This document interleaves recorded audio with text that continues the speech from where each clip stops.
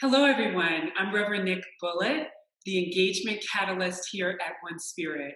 We're very excited today to be speaking with Reverend Juan Carlos Arean. Welcome.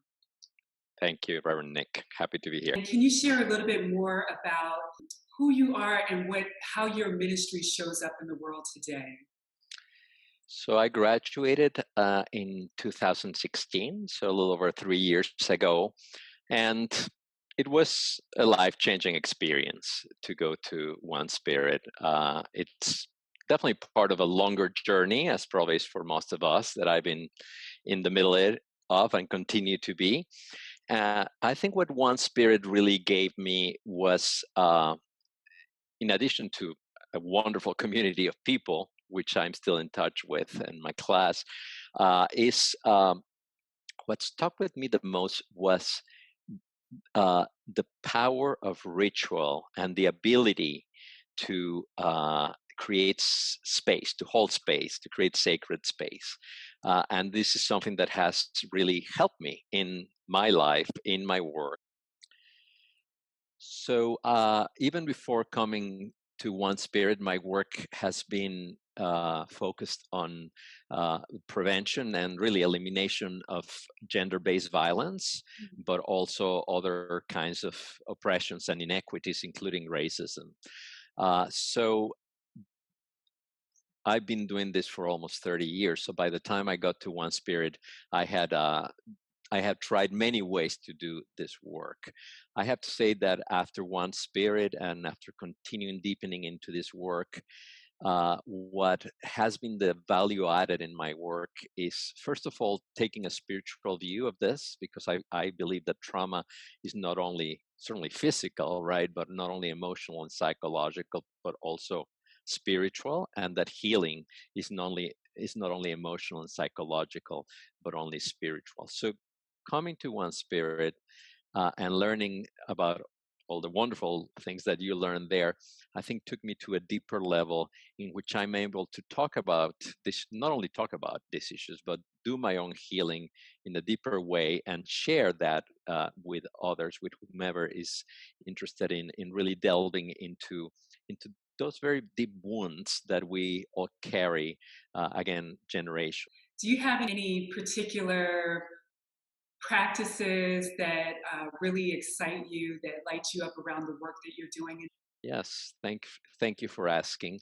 As a good One Spirit student and graduate, I have used many different practices, and I think after a few years, I have settled in some particular ones that very much have to do with atonement.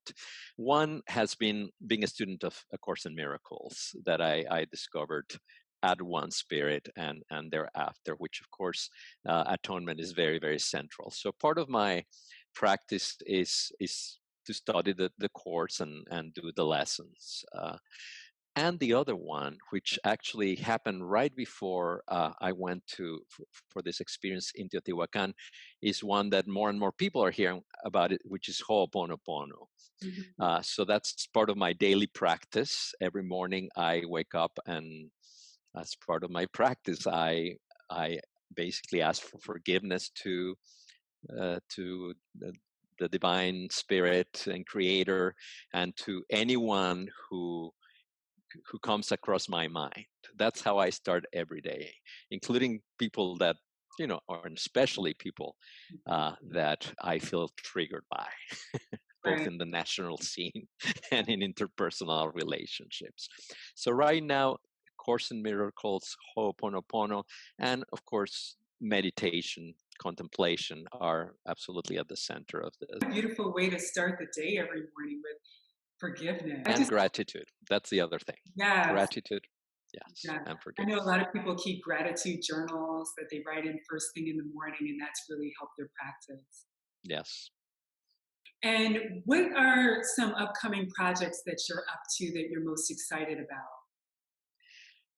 I think the biggest one is that concurrent to One Spirit, I have been doing a PhD. So the biggest project right now in front of me is doing my dissertation. Oh, And big surprise, the dissertation topic is ancestral and historical healing through forgiveness and apology. So I'm Beautiful. right there. Yes, and so since this is a big topic for you, how do you see this playing out in the interfaith, interspiritual community at large?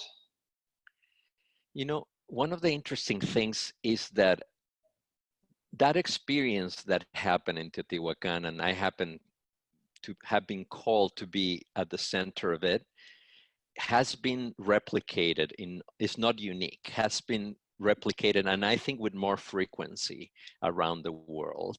So I think this energy of apology and forgiveness, we're at a time in the world that this is, I believe, really needed.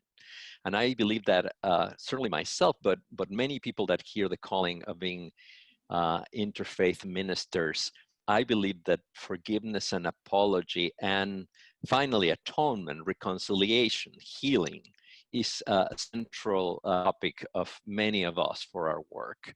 And I think that that's finally what will get us out of these times of great chaos.